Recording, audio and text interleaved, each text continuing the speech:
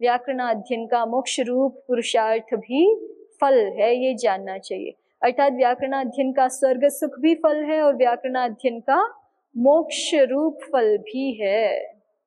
ठीक है, उसको स्वर्ग सुख या धर्म वो कैसे प्राप्त होगा, तो वो बता दिया कि वो याग आदि कर्मों का अनुष्ठान करेगा, शुद्ध मंत्रों को जानेगा, उन मंत्रों के विनियोग पूर्वक ठीक ठीक विधियों का अनुपालन करते हुए कर्मानुष्ठान करेगा तो धर्म की सिद्धि होगी, स्वर्ग सुख को प्राप्त होगा, और उपनिषद के अर्थ ज्ञान से उसको मोक्ष की सिद्धि होगी। तो इसलिए व्याकरणाध्ययन धर्म और मोक्ष इन पुरुषार्थों की सिद्धि का भी कारण है। व्याकरणाध्ययन के फल क्या भी हैं, धर्म की प्राप्ति और मोक्ष की प्राप्ति।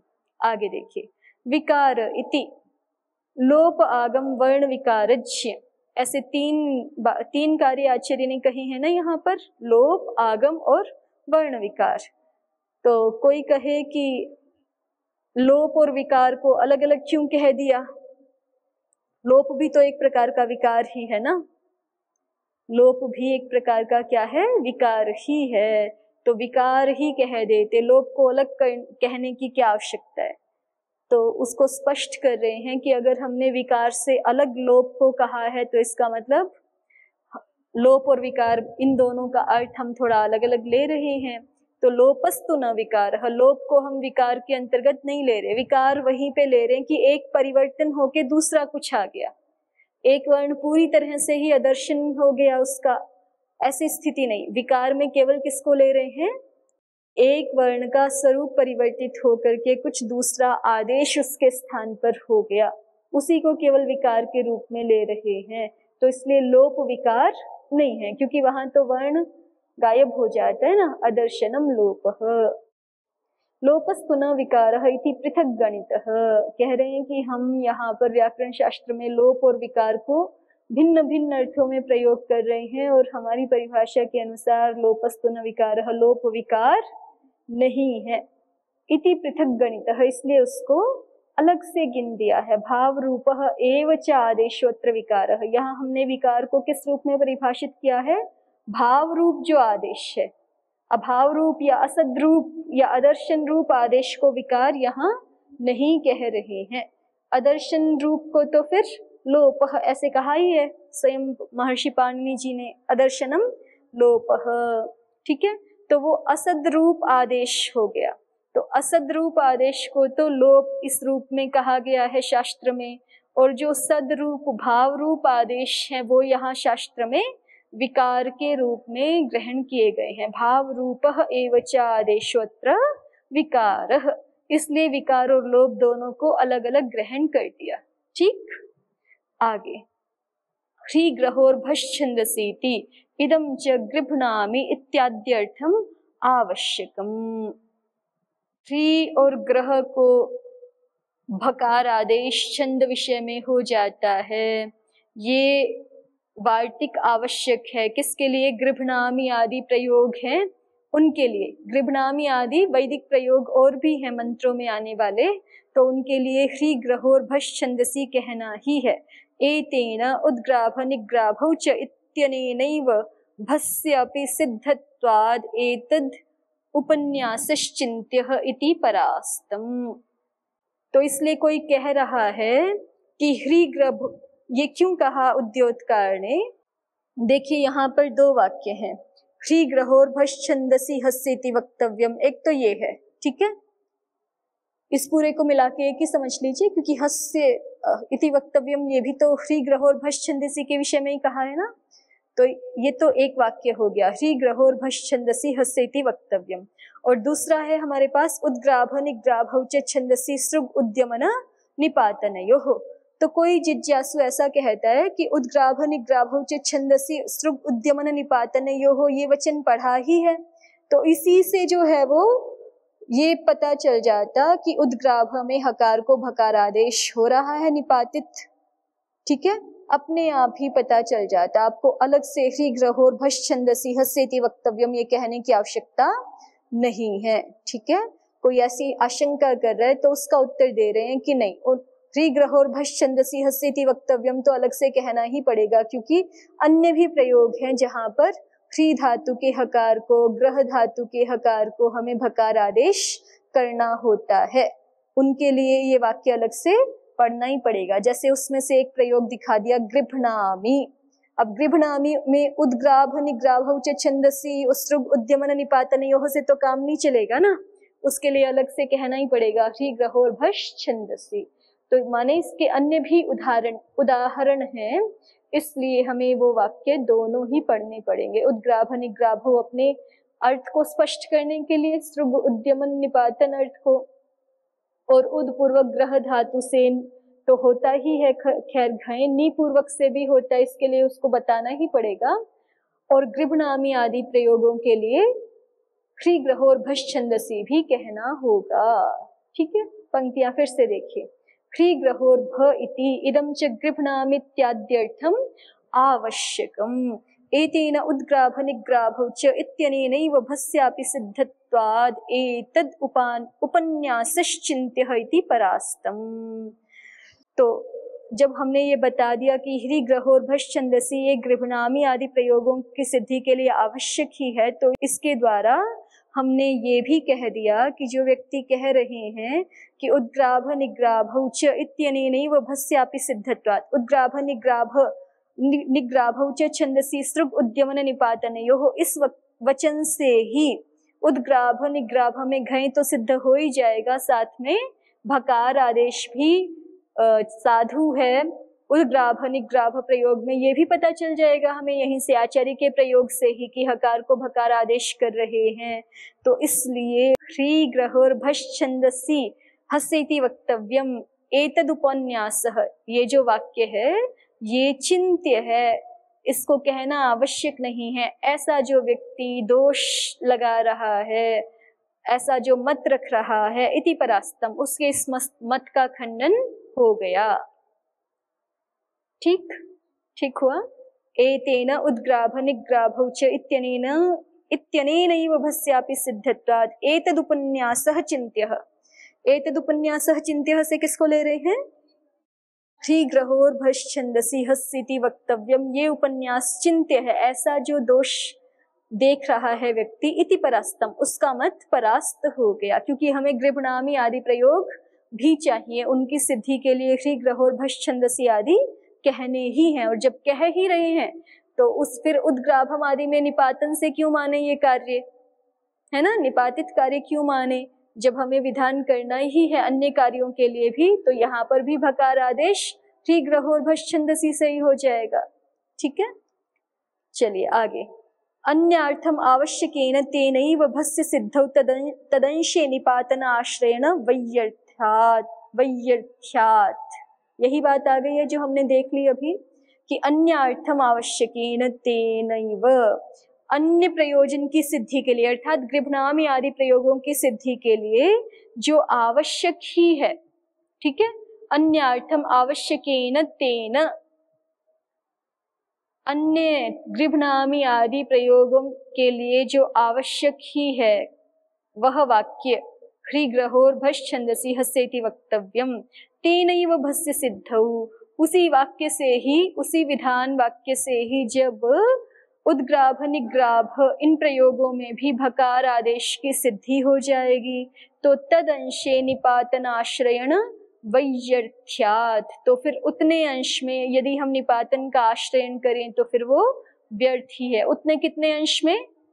उद्ग्राभ में हकार को भकार करने के लिए, निग्राभ में हकार को भकार करने के लिए यदि हम निपातन का आश्रयन करें तो वो उचित नहीं है, क्योंकि हमारे पास विधि वाक्य है ना, उस विधि वाक्य को हमें दूसरों के लिए बनाना ही पड़ रहा है, दूसरे प्रयोजनों की सिद्धि के लिए, तो उसी से यहाँ पर भी सीधे सीधे आदेश कर लेंगे। हम यूं क्यों कहें कि निपातन से ये कार्य हो रहा है?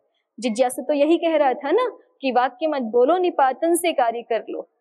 उद्ग्राभम में हकार के स्थान में भकार निपातित है, ऐसा समझ लेंगे, ऐसा कह रहा था। तो उसको खंडित किया उसके मत को कि नहीं, हमें तो ह्री ग्रहोर्भश छंदसी के यदि अन्य कोई प्रयोजन ना होते तब तो बात ठीक थी, तब तो निपातन से समझ लेते, लेकिन उस वाक्य को तो हमें अन्य प्रयोजनों की सिद्धि के लिए पढ़ना ही पड़ रहा है। तो जब एक विधि वाक्य बना दिया तो उस विधि वाक्य से ही उद्ग्राभम निग्राभम में भी भकार आदेश कर लेंगे। इस कार्य के करने के लिए, इतने अंश की सिद्धि के लिए, माने हकार को भकार आदेश की सिद्धि के लिए निपातन का आश्रय करना व्यर्थ है, आवश्यक नहीं है। ठीक है, आगे देखिए, नी पूर्वाद ग्रहेर घय विधायका भावाद आह। और ये वाक्य बोला क्यों गया? उद्ग्राभ निग्राभ च छंदसी सृग उद्यमन निपातनयोः। तो ये बोला इसलिए गया है क्योंकि उदिग्रह सूत्र में केवल उत्पूर्वक ग्रह धातु से ही घय का विधान है, नी पूर्वक से नहीं है। तो नी पूर्वक से भी हो जाए और साथ में किन अर्थों में होगा ये घय प्रत्यय वो भी स्पष्ट हो जाए, इसके लिए ये वाक्य बोला जा रहा है। उद्ग्राभ निग्राभौ च छंदसी सृग उद्यमन निपातनयोः। नी पूर्वाद ग्रहेर घय विधायका भावादाह उद्ग्राभ निग्राभौ चेति। ठीक है, हुआ? आगे बढ़िए। ऊह खल्वपि, प्रथम प्रयोजन हो गया रक्षा। रक्षार्थम वेदानाम अध्येयम व्याकरणम लोप आगम वर्ण विकारज्यों ही सम्यक वेदान परिपालयिष्यति। तो ये तो व्याख्याकारों ने बहुत छोटे से दृष्टांत मात्र दिए हैं। इसका तो बहुत विस्तार है, पदे पदे जो है वो शंका हो सकती है यदि व्यक्ति व्याकरण शास्त्र को नहीं जानता है। तो इसलिए व्याकरण शास्त्र को जानना वेदों की रक्षा के लिए अत्यंत अनिवार्य है। आगे देखिए, ऊह खल्वपि द्वितीय प्रयोजन है कि ऊह भी प्रयोजन है। अच्छा, ये पुल्लिंग शब्द लिया है इन्होंने, ऊह। हमने रक्षा च ऊहा च ऐसे किया था, आप उसको ऊहश्च ऐसे कर लीजिए। ऊहा शब्द भी बनता है, वो भी ठीक है, लेकिन यहाँ भाष्यकार ने पुल्लिंग शब्द का प्रयोग किया, रक्षा च ऊहश्च। ऊह वितर के धातु आपकी है ही, उसी से बना हुआ ये ऊह शब्द है। तो ऊह का अभिप्राय क्या है? उसको कहते हैं न सर्वै लिंगै न च सर्वाभिर विभक्तिभिर वेदे मंत्रे मंत्राः निगदिताः ते चावश्यम यज्ञ गतेन पुरुषेण यथार्थं विपरिणमयितव्याः तान्न वैयाकरणः शक्नोति यथार्थं विपरिणमयितुं तस्मादध्येयं व्याकरणम्। कहते हैं कि जब वैदिक मंत्रों से युक्त कर्मों को अनुष्ठान करना चाहे कोई व्यक्ति, तो वहां पर बहुत बार वैदिक मंत्रों में ऊह करने की आवश्यकता पड़ती है। ठीक है, क्यों पड़ती है? न सर्वैर लिंगैर न च सर्वाभिर विभक्तिभिर वेदे मंत्रे निगदिताः। सारे लिंगों से युक्त और सारी विभक्तियों से युक्त मंत्र वेद में नहीं कहे हैं। वैदिक मंत्र तो एक ही प्रकार का है। ठीक है, मान लीजिए कि जो है वो सूर्याय स्वाहा कहा हुआ है, अब वही मंत्र आपको जो है वो अग्नि देवता के लिए कल्पित करना है, तो अग्नये स्वाहा तो नहीं कहा, व्याकरण जानते नहीं है बिल्कुल भी, तो सूर्याय स्वाहा की तरह जो है वो कुछ अग्नाय स्वाहा आदि ऐसे कुछ अशुद्ध बोलेंगे, है ना। या वचन परिवर्तित करना हो, दो देवताओं के लिए आहुति प्रदान करनी है, तो उसके लिए द्विवचन आदि या बहुवचन आदि की जहां जैसी आवश्यकता है वैसी कल्पना, वैसी ऊहा ठीक ठीक नहीं कर सकेंगे। उसी बात को यहाँ पर दिखा रहे हैं, न सर्वैर लिंगैर न च सर्वाभिर विभक्तिभिर वेदे मंत्राः निगदिताः।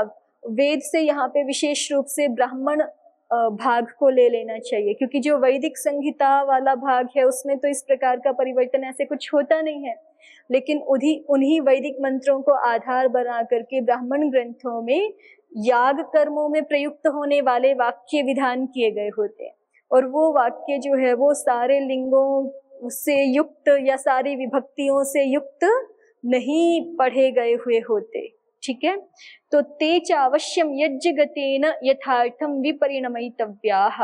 अब जो यज्ञगत पुरुष है, माने यज्ञ कर्मों में प्रयुक्त हुआ लगा हुआ पुरुष है, उसको ते मंत्राः, वे मंत्र अवश्य ही यथार्थम विपरिणमयितव्याः, उस प्रकरण के अनुसार जो अर्थ है, क्या देवता है, एक है, दो है, बहुत है आदि, किस प्रकार का कार्य है, उसके लिए उसको विभक्ति परिवर्तन यथार्थ करना होता है। अर्थ के अनुसार उसको विभक्ति वचन आदि का, लिंग आदि का करना होता है, भेद करना होता है। लेकिन तान न अवैयाकरणः शक्नोति यथार्थम विपरिणमयितुम। लेकिन अवैयाकरण व्यक्ति उनको अर्थ के अनुसार ठीक ठीक विपरिणमित नहीं कर सकता है। तो हम याग कर्म में ठीक ठीक मंत्रों को शुद्ध प्रयोग कर पाएं, शुद्ध रूप से उनका विनियोग कर पाएं, इसके लिए ऊह करना आवश्यक है। और वह ऊह वैयाकरण ही कर सकता है, अवैयाकरण नहीं कर सकता है। ठीक है, लोग बोलते हैं ना भूमि माताय नमः, बोलेंगे या तो ऐसा कुछ कुछ अशुद्ध शुद्ध बोलते रहते हैं, नहीं आता होता ना तब, तो फिर उसी बात को कह रहे हैं। तस्माद अध्येयम व्याकरणम, इसलिए व्याकरण शास्त्र का अध्ययन करना चाहिए। प्रदीप देखिए, ऊह खल्वपीति। अब कोई कहे कि आजकल तो ये वाला प्रयोजन जो है वो कि कोई हमको जरूरी यज्ञ कर्म करने हैं क्या, तो ये जो है वो कुछ हजार साल पुरातन तो है ही महाभाष्य, है ना। 2000 से लेकर के 5000 वर्ष तक इसकी पुरातनता है। तो उस समय लोगों के जीवन का अंग था याग कर्म या वेदाध्ययन कर्म, जो है वो सामान्य रूप से सर्वत्र प्रचलित था। अभी तो कोई कह सकता है कि ना हमें वेदों की रक्षा करनी, ना हमें जो है वो ये याग आदि कर्म करने हैं, ऊहा करनी है। ठीक है, तो अभी तो उतना ज्यादा और स्तर जो है वो नीचे आ गया और भ्रष्टता हो गई वैदिक व्यवहारों की। लेकिन उस समय तो वेद ज्ञान का भी बहुत प्रचलन था, वेदाध्ययन का भी, और यज्ञ कर्म तो जीवन के अंगभूत ही थे, तो इसलिए इसकी आवश्यकता पड़ती ही रहती थी। तो इन प्रयोजनों को गिना रहे हैं, रक्षार्थम वेदानाम अध्ययम व्याकरणम। और अभी भी कुछ कुछ तो हैं ही जो करते हैं अनुष्ठान, कुछ कुछ कहीं कहीं थोड़े अंश बचे हुए हैं, अभी भी कुछ परिवार शेष हैं जो इन विधियों का पालन करते हैं अभी। प्रदीपकार को देखते हैं। ऊह खल्वपीति इह यस्मिन् यागे इति कर्तव्यता उपदिष्टा यागांतरेण उपजीव्यते सा प्रकृतिः, येन च उपजीव्यते सा विकृतिः, प्रकृतिवद् विकृतिः कर्तव्या इति मीमांसकैर्व्यवस्थापिते न्याये प्रकृति प्रत्यादिनाम् ऊहं वैयाकरणः सम्यक् विजानाति। इह यस्मिन् यागे इति कर्तव्यता उपदिष्टा यागांतरेण उपजीव्यते सा प्रकृतिः। यस्मिन् यागे, जिस याग कर्म में, इति कर्तव्यता उपदिष्टा, इति कर्तव्यता उपदिष्ट की गई हुई। इति कर्तव्यता उपदिष्टा का मतलब होता है, इति कर्तव्यता होता है कि इस कर्म को ऐसे ऐसे ऐसे करना है, इस प्रकार से जो विधान किया जाता है ना। जैसे यदि आप लोगों ने संस्कार विधि कभी देखी हो तो वहां पर जो है वो कि इस मंत्र को बोल के ये विधि करेंगे, फिर इसके बाद ये करेंगे, फिर इसके बाद ये करेंगे, ऐसे कहते हैं। और जो कुछ सामान्य विधियां हैं ना वो पहले ही कह दी गई हैं, अब हर प्रकरण में उनको बार बार नहीं दोहराएंगे। कहेंगे कि वहां पे जैसे स्वस्ति वाचन किया है वैसे यहाँ कर लेना, वहां पे जैसे सामान्य यज्ञ की आहुतियां प्रदान की है वैसे यहाँ पे कर लेना। ऐसे होता है कि नहीं, बार बार नहीं उसको कहते ना। तो ऐसे यहाँ पर कह रहे हैं कि यस्मिन् यागे इति कर्तव्यता उपदिष्टा, किसी याग में, जिस याग में इति कर्तव्यता कही गई है और वो यागांतरेण उपजीव्यते, वो किसी अन्य याग के द्वारा उपजीवित होती है। उपजीवित होती है माने उससे उपकार लेती है, तो जिससे उपकार लेती है सा प्रकृति है। ठीक है, एक प्रकृति याग हो गए, और ये न चो उपजीव्यते, जिसके द्वारा उपकार लिया जाता है, माने जिसके द्वारा अपनी विधियां दूसरे याग से प्राप्त की जा रही है, वो विकृति याग हो गया। एक प्रकृति याग है, एक विकृति याग है। प्रकृति कौन है? मान लीजिए आप ऐसे विकृति को ऐसे समझिए कि कोई विशिष्ट याग विधि है, उसके विशेष मंत्र तो हमने यहाँ पढ़ दिए, ठीक है, लेकिन कुछ मंत्र हम कह रहे हैं कि तत्त याग से ले लेना, जो पहले पढ़ा हुआ है उससे कुछ विधियों को ले लेना। तो जिससे हम ले रहे हैं ना वो तो प्रकृति याग हो गया, और जो ले रहा है वो विकृति हो गया। ठीक है, यस्मिन् यागे इति कर्तव्यता उपदिष्टा यागांतरेण उपजीव्यते, जिस याग में इति कर्तव्यता का उपदेश किया हुआ है और उसी इति कर्तव्यता को किसी दूसरे याग के द्वारा ग्रहण किया जाता है तो वह प्रकृति है। माने जिस याग में इति कर्तव्यता पूरी पूरी उपदिष्ट है वो तो प्रकृति हो गया। और ये न च उपजीव्यते, और जिसके द्वारा उसका आश्रय लेकर के अपनी विधियों को पूर्ण किया जाता है वो विकृति हो गया। तो प्रकृतिवद विकृति ही कर्तव्य, ऐसा बहुत स्थान पर आदेश मिल जाता है ना, कि प्रकृति के समान ही इस कार्य को यहाँ इस विकृति विशिष्ट अनुष्ठान में भी कर लो, ऐसे मिलता है आदेश अनुशासन शास्त्र का। तो इति मीमांसकैर व्यवस्थापिते न्याये, ये मीमांसकों के द्वारा, मीमांसक कर्मकांड का अनुष्ठान करने वाले जन हैं तो उनके द्वारा व्यवस्थापित न्याय है। तो इस न्याय में प्रकृति प्रत्यादिनाम ऊहम वैयाकरणः सम्यक विजानाति। अब इस न्याय के अनुसार प्रकृति प्रत्यादियों का ऊह करना पड़ता है, उस ऊह कार्य को वैयाकरण ही सम्यक रूप से जानता है। जैसे उदाहरण के रूप में दिखा रहे हैं कैसे ऊहा करनी पड़ती। तत्र अग्नेर मंत्रोस्ति, प्रकृति याग है, उसमें जो है वो मंत्र आया है अग्नये त्वाजुष्टम निर्वपामि। अग्नि के लिए हम हवि निकाल के पृथक कर रहे हैं।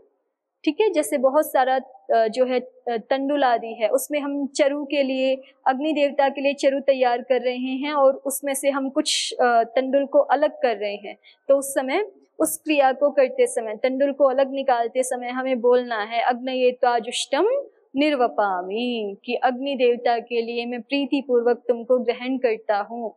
ठीक है, तो अग्नये त्वाजुष्टम निर्वपामि थी। अब तत्र सौर्यम चरु निर्वपेत ब्रह्म वर्चस कामः। अब एक दूसरा याग है, उसमें एक विधान आ गया कि सौर्यम चरुम निर्वपेत ब्रह्म वर्चस कामः। जो ब्रह्म वर्चस की कामना करने वाला यजमान है वो क्या करे, सौर्य चरु का निर्वपन करे। ठीक है, माने सौर्य चरु का निर्वपन करे अर्थात सूर्य देवता के लिए चरु का निर्माण करे, उसको ग्रहण करे, उसका निर्वपन करे।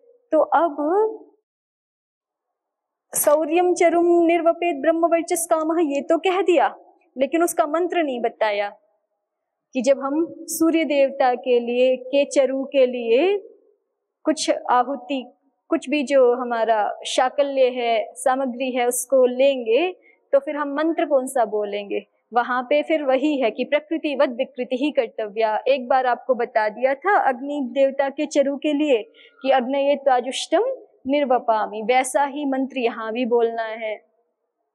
जब सौर्य चरु तैयार कर रहे हैं ना, उसके लिए आप सामग्री ले रहे हैं, तो वैसा ही मंत्र अग्नये त्वाजुष्टम निर्वपामि की तरह बोलना है।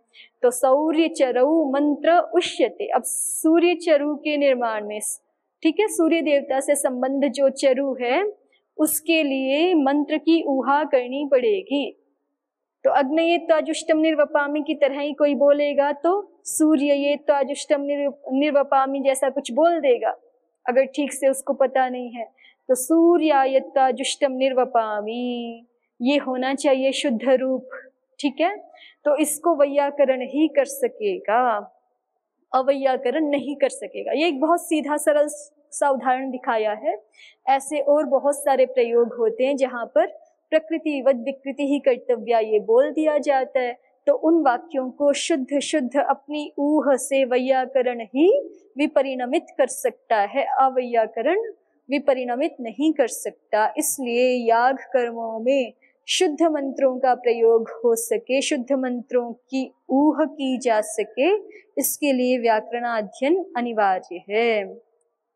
फिर से देख लीजिए एक बार प्रदीपकार को। ऊह खल्वपि इति इह यस्मिन् यागे इति कर्तव्यता उपदिष्टा सा प्रकृति ही। जिस याग में इति कर्तव्यता का उपदेश होता है और वह इति कर्तव्यता यागांतरेण उपजीव्यते, दूसरे यागांतरों के द्वारा उस इति कर्तव्यता का आश्रय लिया जाता है। सा प्रकृति ही, वह याग प्रकृति याग होता है। ठीक है। यस्मिन् यागे इति कर्तव्यता उपदिष्टा यागांतरेण उपजीव्यते सा प्रकृति। वह याग प्रकृति याग है ऐसा कह लीजिए, या यहाँ जो इति कर्तव्यता उपदिष्ट है वो प्रकृति रूपा इति कर्तव्यता है ये कह लीजिए, ठीक है। येन च उपजीव्यते सा विकृति ही, और जिस याग के द्वारा आश्रय किया जाता है वह विकृति है, सा विकृति ही। प्रकृतिवद विकृति ही कर्तव्या, और इति मीमांसकै ही व्यवस्थापिते न्याये, और मीमांसकों के द्वारा व्यवस्थापित न्याय ये है कि प्रकृति के समान ही विकृति में भी कार्य कर लेने चाहिए। तो इस न्याय में प्रकृति प्रत्यादीनाम ऊहम वैयाकरणः सम्यक विजानाति, इस न्याय के अनुसार प्रकृति प्रत्यादियों का ऊह करना पड़ता है, उस ऊह कार्य को वैयाकरण ही सम्यक रूप से जानता है। दृष्टांत दिखा रहे हैं, तत्राग्नेर मंत्रोस्ति अग्नयेत्वा जुष्टम निर्वपामि, अग्नि देवता के लिए मंत्र है, अग्नि संबद्ध मंत्र है, अग्नयेत्वा जुष्टम निर्वपामि इति। तत्र सौर्यम चरुम निर्वपेद ब्रह्म वर्चस कामः। अब जब दूसरी विधि आ जाएगी कि ब्रह्म वर्चस कामना वाला व्यक्ति सूर्य देवता के लिए चरु का निर्वपन करे, तो इति सौर्य चरु मंत्र उष्यते। अब सौर्य चरु के संदर्भ में मंत्र की ऊह की जाएगी, सूर्यायत्ता जुष्टम निर्वपामीति। तो ये सूर्यायत्ता जुष्टम निर्वपामीति, इस ऊह को वैयाकरण व्यक्ति ही ठीक से कर सकेगा। इति विस्तरेण भर्तृहरिणा प्रदर्शित ऊह, तो इस प्रकार से विस्तार से भर्तृहरि जी के द्वारा ऊह का प्रदर्शन, ऊह के उदाहरणों के संदर्भ में और अधिक विस्तार से बात की गई है वाक्यपदीय में। ठीक है, अब आगे उद्योत को हम अग्रिम कक्षा में देखेंगे। ओम शांति शांति शांति। ओम श्री परमात्मने नमः। ओम श्री गुरुभ्यो नमः। ओम सर्वेभ्यो नमः। ओम।